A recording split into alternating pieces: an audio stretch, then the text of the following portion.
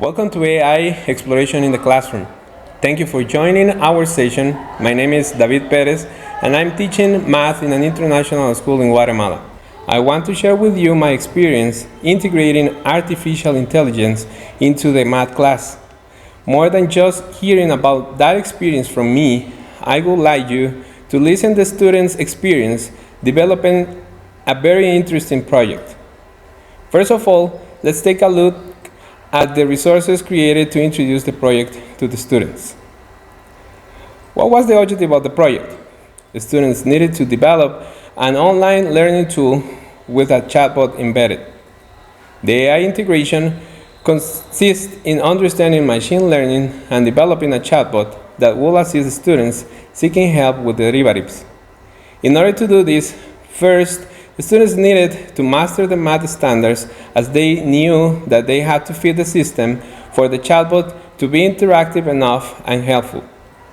You will see in the guide, which includes the Common Core standards, the learning targets, the constraints of content, and the requirements for the video tutorials that will accompany their learning tool.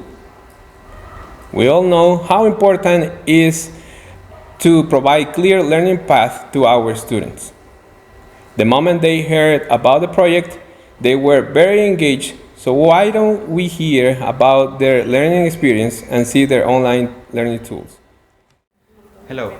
For our project, we created Number Nation, and we decided to do it on Discord. Some of you may know the tool and some of you may not, so let's explore it together.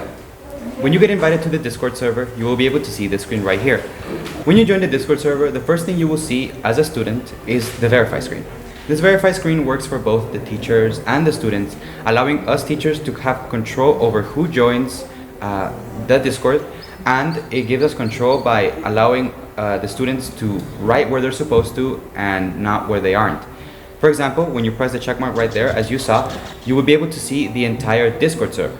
You will have access to everything you should, like the general chat, but you won't be able to write on, for example, the information and the videos, so other students can read them.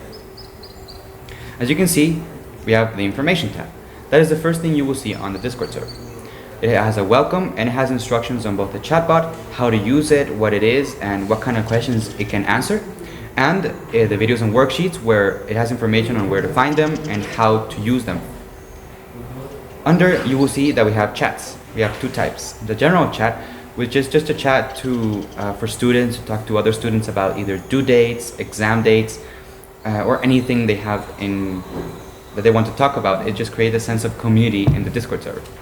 And the second one is support, where students can directly ask teachers for any kind of support, either in worksheets or asking them if the bot is actually working.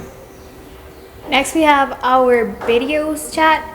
As you can see, there are 3 videos per each topic. So first we have our beginner videos, our intermediate videos, and our advanced videos. So all of our videos have a thumbnail and have our logo, Number Nation. As you can see, all of our videos are uploaded on YouTube since it will make it more accessible for everyone. As you can see, as my classmate mentioned, you can't type on any of the videos nor the worksheets. Chats. Each of our topics has a worksheet. These worksheets have 10 questions each and ask you to... Mis perdones que no sube. Reinicia worksheet si quieres. Sí. Espérate que no me sube. We're gonna restart from worksheets. Espérate. As you can see, we have worksheets. There is one worksheet per each topic, which contains 10 questions and asks you to place your procedure to demonstrate your work and that you know how to solve the problems. As you can see right now, the last thing you can see as a student role is the worksheets chat. However, if you are made into a teacher role, then you can see the staff chats, which are composed of the worksheets that have the keys, such as this one, and also of bot errors if any problem occurs with it. Next, we move on to the chatbot. So for the chatbot, it's pretty easy to use.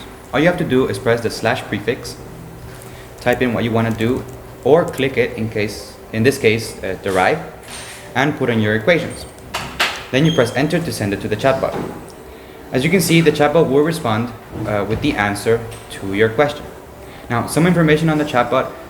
We did, as a group, try to create it from scratch and try to code it, but because of the time frame that we had for the project and the amount of work that it actually was to upload a math bot, we decided to use an open source bot on the Discord to make it simpler and easier for everyone to use. That is why the bot is named DasBot, and why you can go to his page as credit. If you go to his page, you will be able to see all the information on the bot, and you can even see the code for yourself. That will be all. Thank you for listening. Hi, I am Jimena. My name is Claudia. I'm Bianca. I'm Diego. I am Alejandra. And we created MasterCalc. MasterCalc is a learning tool that offers different options and experiences that will guide students in the process of studying calculus. This device is really useful since it involves different videos, examples, and sources that we as a team believe were essential for students to understand the different topics. Some of the different topics we involved were derivatives, chain rules, implicit differentiation, contextual application of differentiation, etc. We hope that students have a nice experience on it and acquire the necessary skills for them to become a master on this subject. Okay, so the first option in our website is the chatbot. The chatbot is a tool that will help students solving essential questions about these different topics. Okay, so the first option you will see in our website is the chatbot. So the process of making the chatbot started with defining the name, which is MasterCalc. And this name defines well the level of difficulty that the students will find in our examples. So if we click the button of getting started, the chatbot will give a message of welcome, which gives a variety of options with the different topics that the chatbot offers. All of this was done in the website called Snatchbot. So first, if we click derivative, for example, we will be given the definition of derivative. And we will also be given the different types of notation that we can find in the derivatives. If we open all the images in the new tabs, then the student will be able to see it better. And we also included a variety of examples. In derivative, the chatbot offers the option of second derivative. When we click on it, it will give the person the definition of second derivative and also examples. We also included a bank of different derivatives. So if the person chooses the option yes, they will be given the bank of derivatives. So for example, we have the derivative of sine of x, the derivative of cosine of x, etc. So if we click the derivative of sine of x, then we will be given this derivative, and we can choose the option to continue selecting different derivatives or go back to the original menu. So then we can choose another topic of interest, for example, implicit differentiation. We are given the definition and various examples. If the person no longer needs help from our chatbot, then they can choose the option no. And the chatbot will give a goodbye message. Okay, so now we're going to share with you the next part of our project. So in this case, we needed to create 3 videos to explain each topic. Each video has a different level of difficulty, and we were in charge of solving each problem in each video. In here you can see that there are different levels of difficulty. For example, this example has a level of difficulty easy. Then we have medium, and finally difficult. In this case, what we did is that we solved each problem using a step-by-step process. We were in charge of explaining each part of the problem so that everyone could understand what needs to be done. Now, my friend Bianca will explain you the process of editing the videos. So for the editing, we almost all of the videos we used an introduction that we're going to show right here. So the introduction mainly just shows our logo of Master Calculus, and then we start with the questions of each of the difficulties.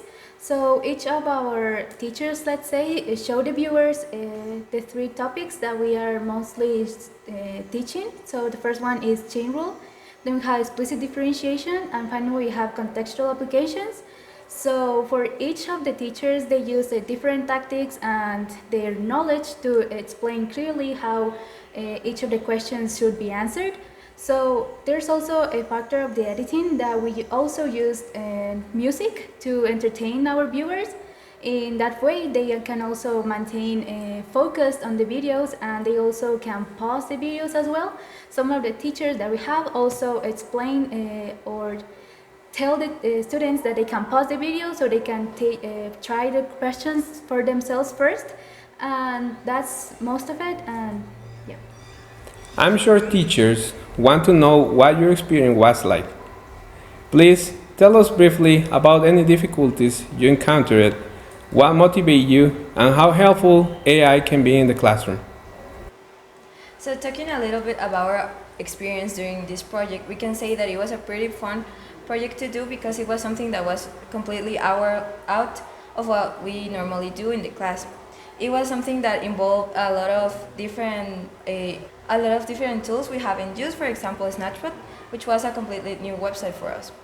However, it was really fun because we got to work in groups, and we all gave our ideas so our chatbot could end up being the best as possible. Some of the challenges with first come with, like Claudia said, we're using the chatbot for the first time. Using this one was really complex and a little bit difficult too, but at the same time, as she said, it was really fun to get to know how to create this type of AI to integrate it to something that we use that we do in our normal life, which will be in this case math. Another challenge for me, apart from it, it will be like kind of making the problems or the forms or other things that were like really complex or really complicated for me. But apart from that, I think we're okay with this project. We are happy with it. Most of the challenges, we passed them.